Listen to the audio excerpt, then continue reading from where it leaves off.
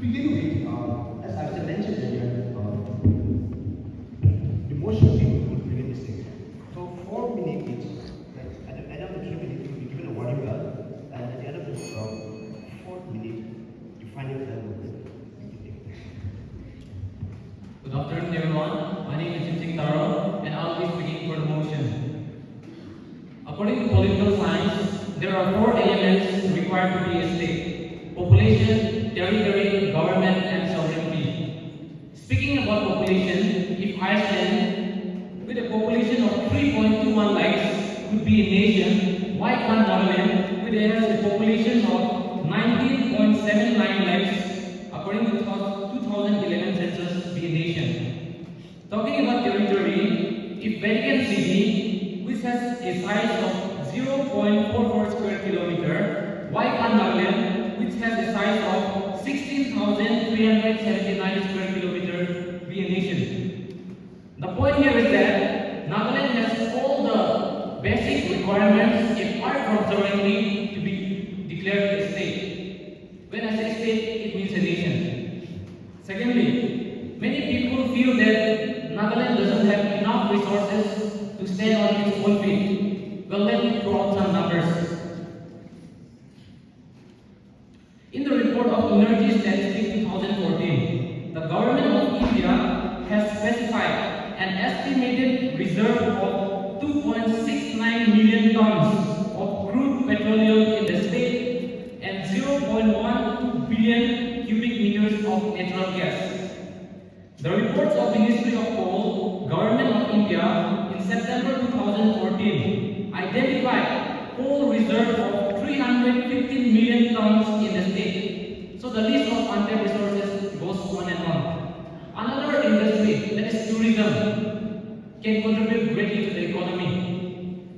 In 2022, a total of 1,40,299 visitors set forth in the mega Hornbill Festival, generating crores of rupees. Thirdly, the government of India and the people of India never fully recognize the Nagas as Indians. How can the voice of the Nagas be heard when there is only one MP representing the state when there are 80 MPs in UP? We are just a drop of water in the mighty ocean. If you consider the Nagas as Indians, why not include the history of the Nagas in the Indian history textbooks? Places like Jakhama, which is Jakhama, have been battleground of the Second World War. Why are these things not mentioned in the textbook? Why don't you give enough credit to persons like Rani Gandhi, who was a Naga freedom fighter? Fourthly, the independence of the Nagas is not merely a want or a desire, but a necessity. We must remember that the Nagas have always been free and sovereign people in ancient time. It was the British and the Indian government under Nehru that brought India under its control. I consider this act as the second colonization of the Nagas. If the people who are supposed to protect us are the ones harming us, should we continue to be part of such a country and keep suffering? So it's not a question about whether Nagaland is deserving or not. It's not about whether Nagaland is sweet or not. But the Nagas are demanding back what was forcefully taken from them. Thank you.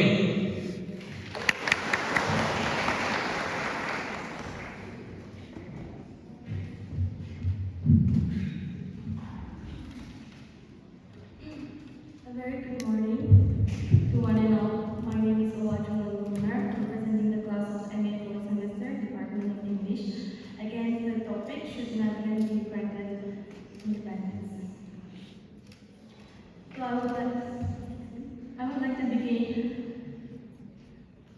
by giving a definition of independent state, That what do you understand or what do you mean by an independent country? When we say an independent country is a state or a country that is free from all foreign colonialism, where a new territory can be made, can be built up without the interference of the other countries or nations.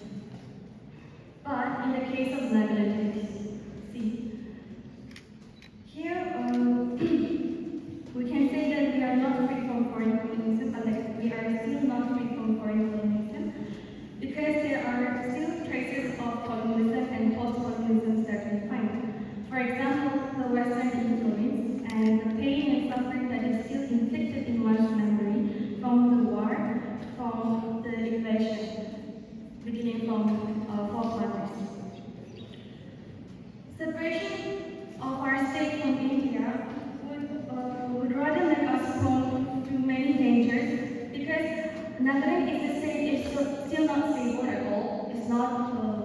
We do not have any infrastructure still, no business. We don't have our own resources that we can exchange with other countries so as to gain our profits. So,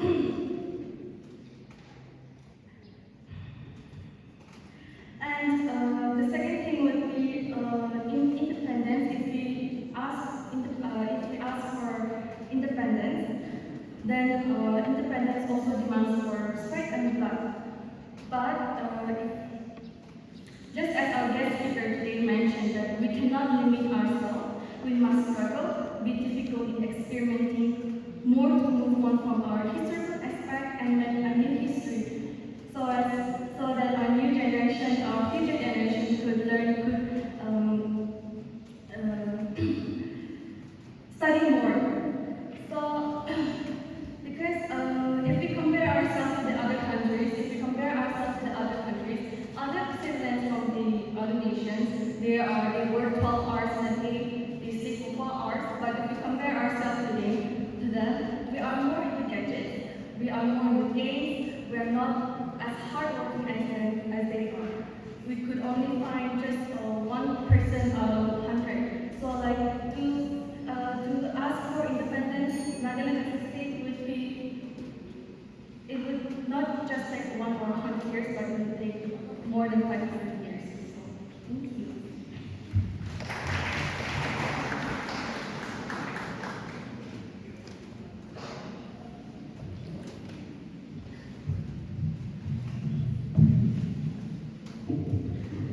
Historically, there is no doubt that Nagaland should be granted independence after all the bloodshed and our forefathers have shaped for us. Geographically, Nagaland have all the prerequisites of nationhood with regards to population and territory, and an ability to have relation with other states. Another example of Nagaland's unique history acknowledged by India is the 16-point agreement in 1960. There is a provision where the affairs of Nagaland is to be dealt by external affairs and not internal. National identity of a nation is inseparable from the geographical identity of the nation. The plebiscite of 16 May 1951, where 99.9% of Nagas wanted independence from India. Before 1947, the Indians did not have any idea about the existence of Naga. It was only after the British left that they forced, there was Naga in 1963, the Indian forced Nagaland to by conducting an election at a gunpoint, so that Nagaland will be a state of India.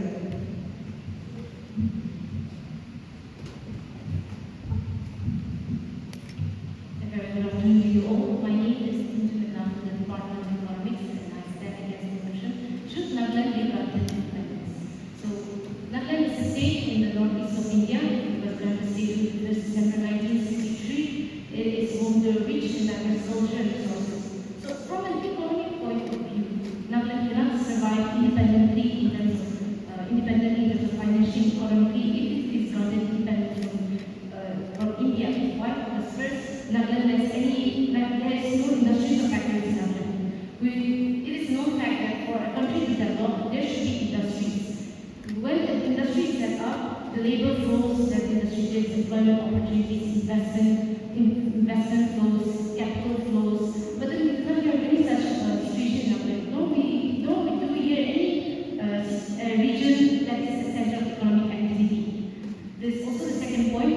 Nagaland is an agriculturally dependent economy with 70% dependent on agriculture, but we do not hear of Nagaland being a chief exporter of any agricultural products or any agricultural goods. Instead, we import most of our products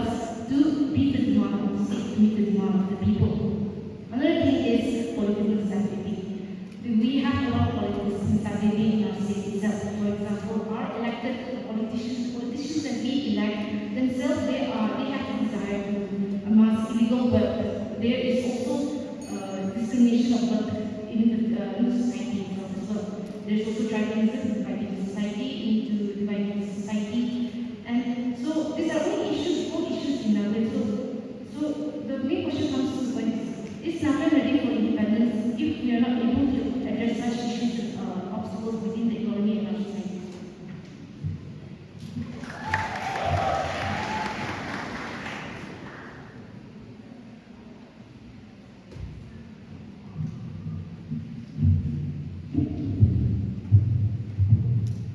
Sorry, I'm a little short. So, good morning, everyone. I am Victoria from MA 4th Semester Political Science Department. I am speaking for the motion. I stand here on behalf of the motion. I am a conservative and a stern Naga patriot. The Nagas have already claimed their inherent right to freedom by submitting a memorandum to the Silent Commission in 1929, after which the Nagas declared independence one day ahead of the Indian independence. That was on the 14th of August 1947. India being one of the largest democratic countries in the world, and its denial of sovereignty and independence upon these Nagas is a denial to the right of land and nations. The Nagas, we deserve sovereignty and independence because we have the right to protect and preserve our culture, our identity, and our roots. We lag behind against all those other nations because we learn traditions, language, whatever it may be, which is not of our own. Talking about the losing culture of our Nagaland, it is a sad story. And also, we have the right to make economic relations with the rest of the world. Take the example of Israel. Being a Jewish nation surrounded by our countries, it rose to stardom today. So why not Nagaland? The topic says limitless envisage possibilities. So why not see that and envisage the possibility in Nagaland?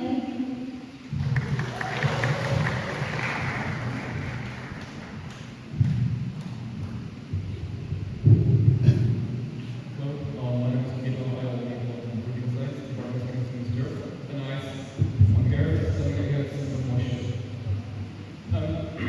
When we come to the history of Nagaland was never given independence by the Indian government, but it was the Nagas who declared independence for themselves. And the past days and the present days are really different. During the days, the olden days, where the Nagas had no idea about the money or no idea about anything about how to rule one or the other, those days are gone. At the present stage, if Nagaland is given independence, what do you think will happen? Do you think that Nagaland will prosper more? No, I don't think so. Even at the present stage, being under command control, everybody is trying for money, everybody is trying for more power. And if Nagaland is given independence, do not forget that at the present stage, there are many underground factions. And these factions, they want to take violence.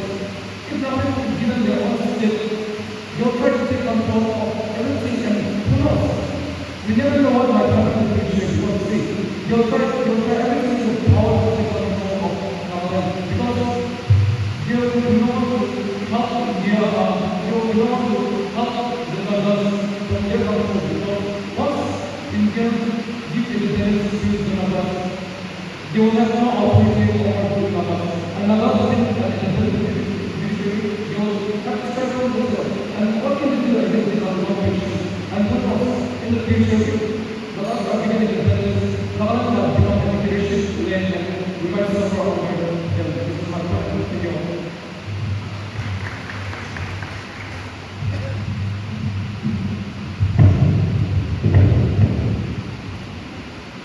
Respected principal, judges, and to all the judges present here today, everyone who doesn't want to all, I am Philippine Zone, representing the motion team.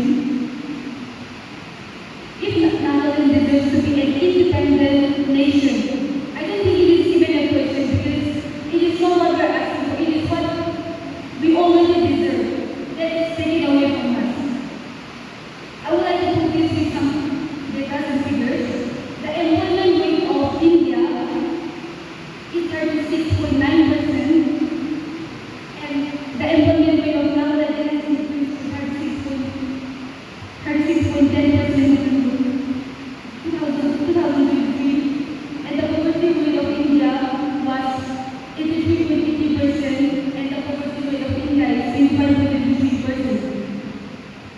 education rate of Nagaland is 79.54%, and the education rate of India is 79%. When we talk about the language barrier, I just want to give an example of the people of Jakhama. They have formed their independence in the year 2016, but they still speak Hindi. So I don't think language is a barrier to become an independent nation. When we talk about the agriculture of Indian economy, 71% is more than the Indian. And when we talk about the literacy rate of Nagaland, it is 79.55%, which is more than the Indian literacy rate, which is 75.27%. Culturally, we must look at part of India, the special discrimination, Naga people face more influence of the government. So I don't think Nagaland, if it deserves to be an independent nation, it is not even a question. It is what we deserve, what it was taken away from us. Thank you.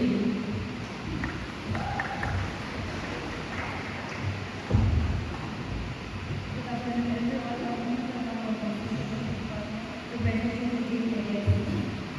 On the topic, should Nagaland be granted independence? No, because we are still very dependent on the Indian economy for our survival, and also looking about the economy, we are not in a state to provide the state with sufficient which we are not able to survive ourselves. Agriculture, which is the main occupation, but that alone will not be sufficient for the whole state. In Nagaland, we hardly have few factories, mostly which are not even in a state to supply to produce enough for the people. Even now, if we look into the political sphere, the political institution is so corrupted that, as we all know, Nagaland is corrupted, and with the state of corruption, I don't think we should get independence. And even if we get independence, we won't be able to have a proper economic growth when it comes to economy. Nagaland government is still struggling to give 10% share salary to those employees who work centrally sponsored jobs. Then how can we expect our Nagaland government to provide proper salary to the thousands of employees if we get independence?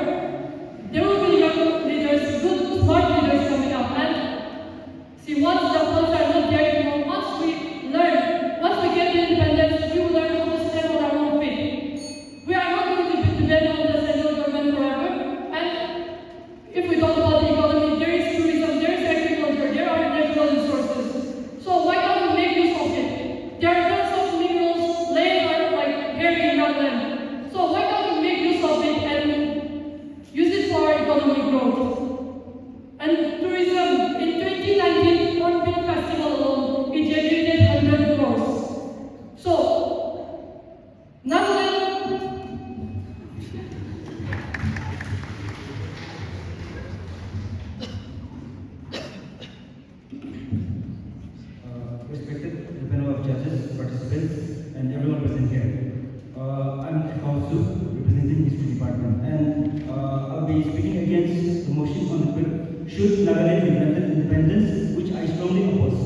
So granting independence to Nagaland will bring another big problem, another chaos to the Nagas, which we are at present just we are going through. And after granting independence, there will be both internal and external problems. But let's forget about the external problems that we're going to face. But let's focus on the internal problems. Let's come back to our kitchen.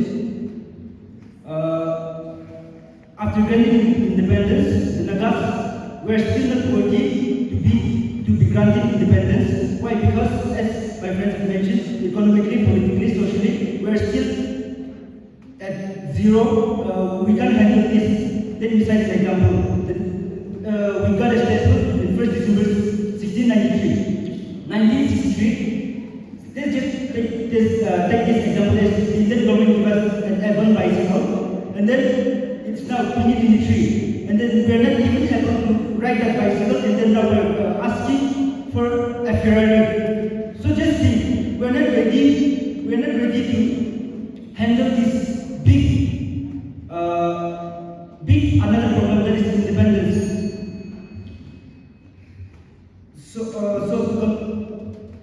In conclusion, the Naga sovereignty, the word Naga sovereignty is just a myth. At the present, it became a myth, and not forget about granting, but it's a myth. Thank you.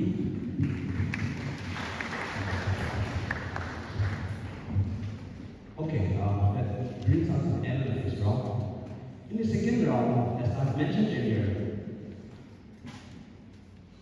3 members from each group that is motion and against will be given another 2 minutes each to give their argument. 2 minutes each will be given to 3 members from each group to give their argument. And after that is done, the rest of the members will be given another 2 minutes each for the rebuttal.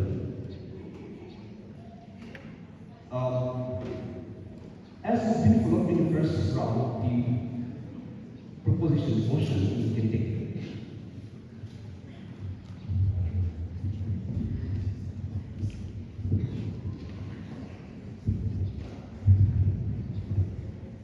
Countering my worthy opponent, who spoke about internal and external problems. First, let me tell you, Rome was not built in a day. And also, I would like to advise each and every one of us, the future generation of Nagaland, to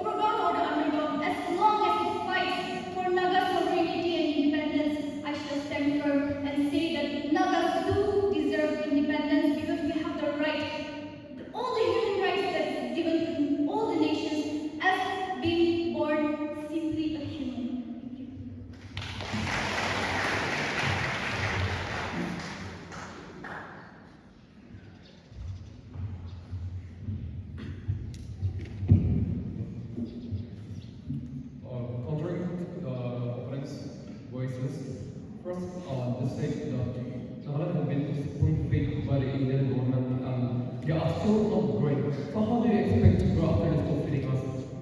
Even when they are feeding us, we can't stand on the feet. How do we expect ourselves to stand on our feet once they left us? And also talking about the population and the geography. It is true that geography and population doesn't matter when it comes to the formation of the state. But what good is a state where there are no proper infrastructures? Do you see any factories or industries here in Nagaland? No. If you want anything, we call our neighbor, mostly the Assam. Because we can't do anything on our own for the moment. And so what do you think will happen once we gain independence? It'll become an international trade, and then will be more difficult than it is now. So yeah, and thirdly, about what our sis has just said, like about the strike for the independence of India. Do not forget that at the current moment, it is not the people, but it is the underground faction who are fighting for the independence of India, the IM. And so, yeah, they do fight. People do support. But where are our support? It's only verbal. It's only words. Where are the actions? We're not the one doing the action, but it is the underground factions who are fighting for the independence, for the independence of India, or for the Nagaland. So how can we guarantee that, like I said, how can we guarantee that after the fight and the Indian give independence to the Nagaland, that Nagaland will still be the same, or that Nagaland will prosper, that Nagaland will grow into a better state? Where is the guarantee? Because if we look at the present situation, the present scenario of our own state, we see that it's not possible. Thank you all.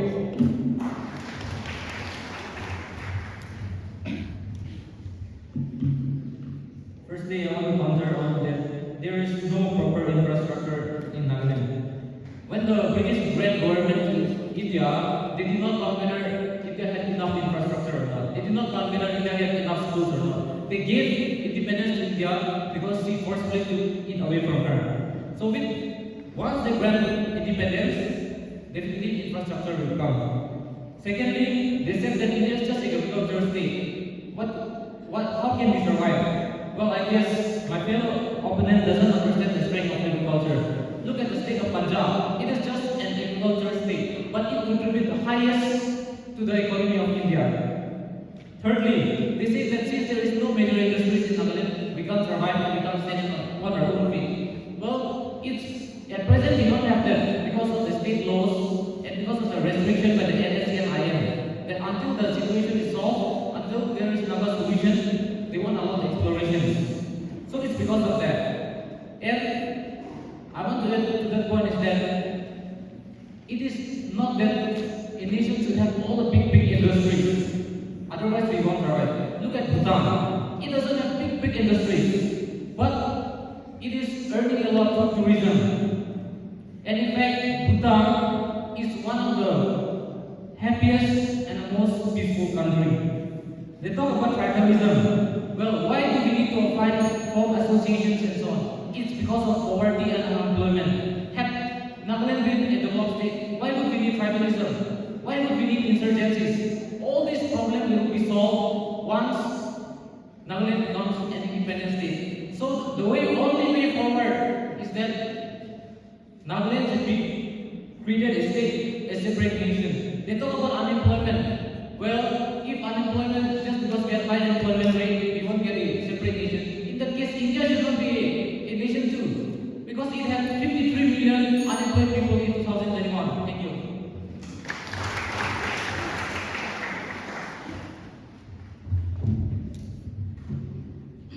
So India is a country full of diversity, ethnicity, groups, communities, and etc.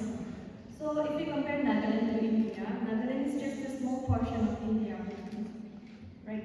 So when India itself is in a state of underdeveloping, still not very stable at all, how can you and I expect Nagaland to be an independent state? When Nagaland itself is not ready or does not, Nagaland is not access with industries or textiles or commerce. We're still lagging behind. So how can you and I expect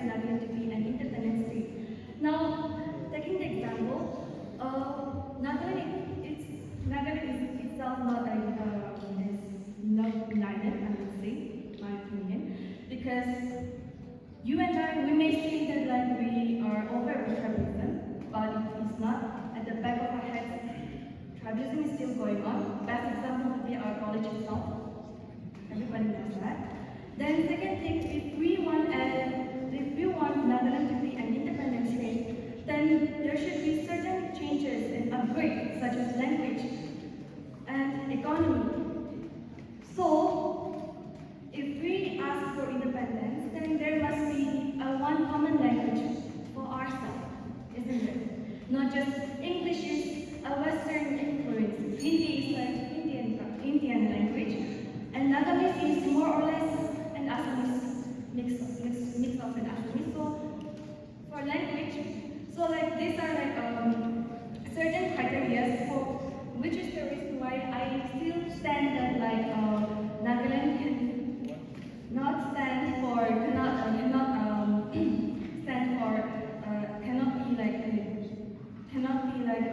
cannot acquire as an independent state because there's a long way to go.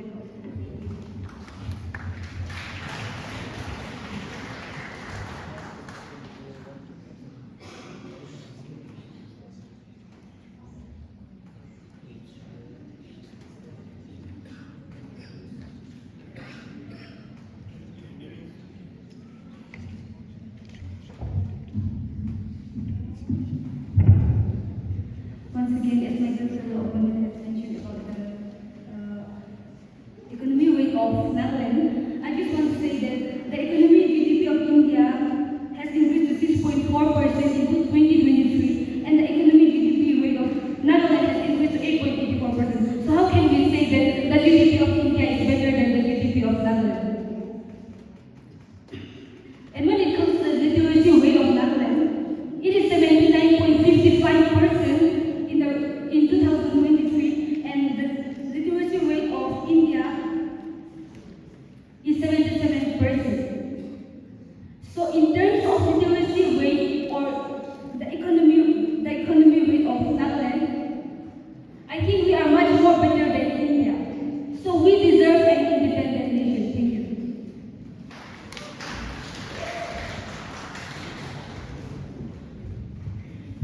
As I mentioned earlier, no need to do with the external programs. Now, according to them, if we get independence, corruption will disappear. But I want to ask a question, do you think that Nagas after independence, the corruption will disappear? There will be more corruption because, please don't forget that there's factionalism, there's tribalism. Tribalism, because of tribalism, now ENPO, CNTC, TNMA. So just imagine after the independence, the Nagas started fighting for the wealth. And then the best example, today's government, the Nagaland oppositionless government. Why? Their manifesto will be Naga solution, and ended with that manifesto, they're forming an oppositionless government. And then what they're doing? They're just building their own castles, our leaders. So in this situation, do you think that Nagas deserve to be a separate independent state? Question yourself. And then regarding the neighboring states, that is Bhutan and all, they are united and Nagas are divided. Don't compare Nagaland state with those states because they can take control of the problems and the Nagas are divided among us. So independence should not be granted to Nagas.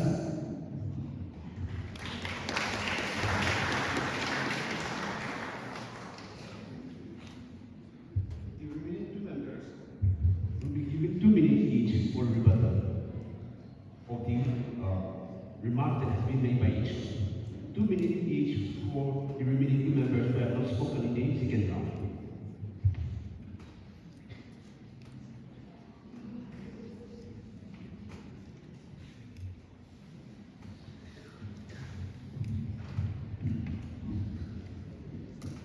My name is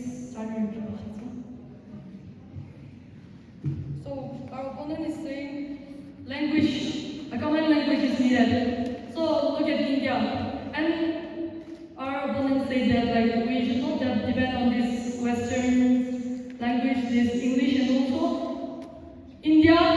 There's no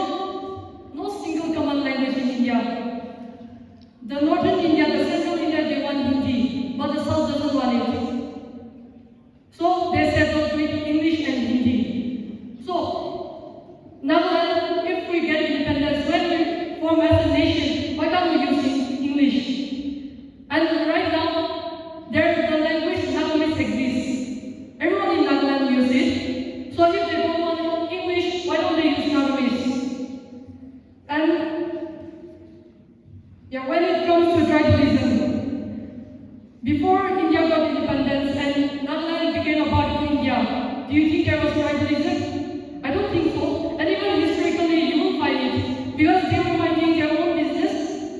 Okay, there was headhunting and whatever, but after agriculture, you find that there is no tribalism. Even headhunting was not a tribalism actually. And you see that for this plebiscite, every Naga, they were united as one. There was no tribalism. We are Angami, we will sign our own. You are a Chagasa, you do your own. That was not the case. They came together, they were united as one, and they signed the plebiscite. Thank you.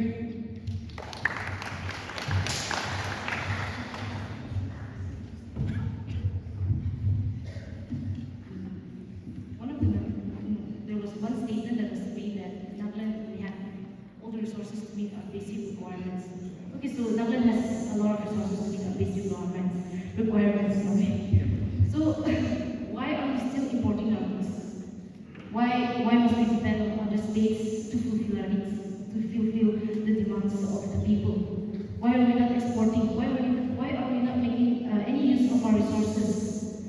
And also, there was another statement that was made. Hornbill Festival it's a big issue. It's generating a lot of income. But Hornbill Festival is done annually, only for 10 days. Then how much income can be generated in those 10 days? Nagaland, as a state, is not able to stand independently on its own still now.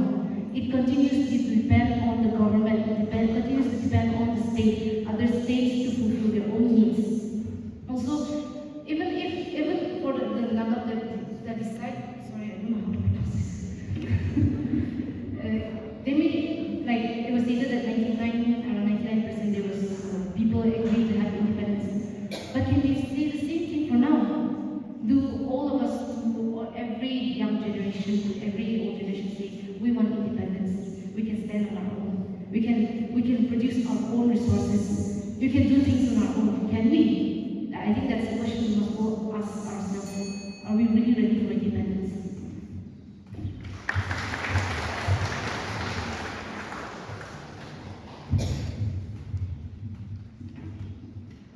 About the disunity among the Nagas, India was as well there was no unity among the Indians while they were fighting for independence. There were differences in ideology. For example, Subhash Chandra Bose and Mahatma Gandhi, their ideologies were very different, but the bottom line is they all wanted independence. Likewise, it is the same for the Nagaland. Even though there are many insurgencies and different political parties, at the end of the day, we all need independence. How long are we going to expect the Indian government to spoon feed us and buy all our needs? At the end, give it a decade, we will lose our own culture and identity, which is why we are fighting so hard for our independence, to preserve our culture and identity. And about the not using our natural resources and depending on other states, that is because we are preserving. The Southeast Asians don't use their oil. They have enough oil resources, but they don't use, and they take it from other neighboring states or nations for their economic growth as well, so that we can use it when we get independence. And as Shashi Tharoor said, that British owes moral reparations to India. Likewise, history repeats itself, and India too owes moral reparations to India.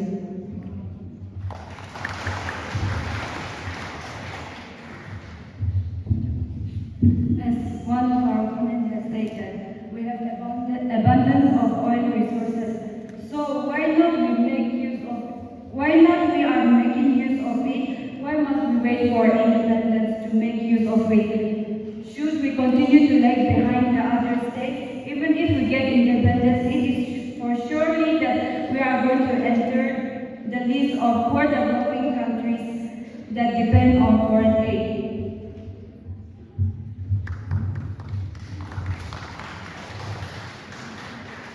That brought us to the end of the second round, and that we are in the third and final round. In this round, A representative from each group, from one group, will give the closing statement. Here, 3 minutes each will be given. At the end of the 2 minutes, one bell will be given, and in the third minute, the final bell will be given. The opposition team will take the first place, will speak first, and then will follow by the opposition team.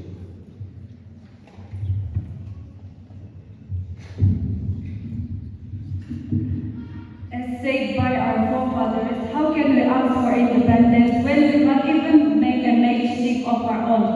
Approximately 70% of the Nagas are farmers, yet still unable to produce surplus and provide it to the local market. To our surprise, the goods produced by the farmers hardly feed the families for the whole year. Many families who are themselves farmers depend largely on import goods like vegetables, dal, rice, salt, etc. So should we keep depending on the import goods even after independence? Can we survive with import goods alone? I am afraid our people fall to poverty. So if we really want independence, then we must learn to take up skills that will make us independent within ourselves. Nagas, when we compare it to the other states, our society are lagging behind in every possible way, which is a clear reason that we cannot be detached from the existing system, and we cannot run by our own self without the Indian government. The level of assimilation of the Nagas with the existing system, that is political, economic, social, is far too deep. We must consider the reality of our society and ask the question, are we really ready to be independent? Thank you. That's all.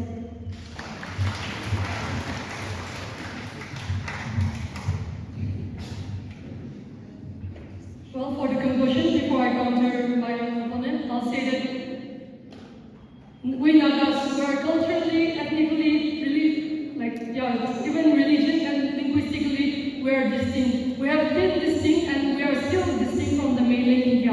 And they have never accepted us as a part of India, as Indians. And see, if Nagaland is a part of India, if Nagaland is a state of India, why is there the need of AFSPA, Armed Forces Special Power Act? Why do we need that? This act, it threatens our life, and then there are people who I know that, actually we should feel secure if we see armed forces, the armies, but through this act, they feel afraid. They are afraid of the armed forces. And talking about this, depending on other states and all, I think there is such thing called foreign investment. And why are we depending right now? We are depending on them because we know that we can depend on them because we'll get the money. Like I've stated earlier, there is a central government which will fund us. We know that we'll get it, so we continue depending on them.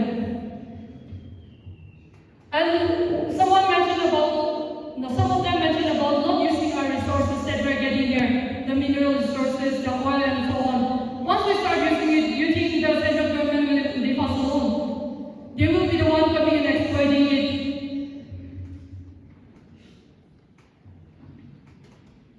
And Nagaland right now we are taking of youth unemployment. Once we get independence, okay, there are no factories and so on, but after independence, we can use the resources, we can set up the factories, and once the factories are set up, there will be the employment rate will increase, and the trend of youth unemployment that is going on right now, it will decrease. So, and when India got independence, you know that India was not in best condition, but it still got up on its feet. So same goes to Nagaland, and we know the saying that Rome was not built in a day. And Nagaland, the main thing is that Nagaland was made a part of India by force, not by choice.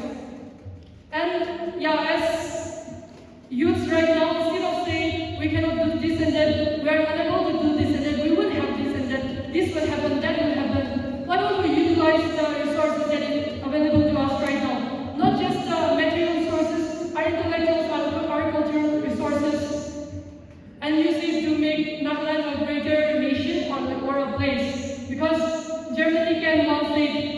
you never try, you will never know. Thank you. With that, we come to this debate session. I want to thank all the debaters and also the judge. Yes, you can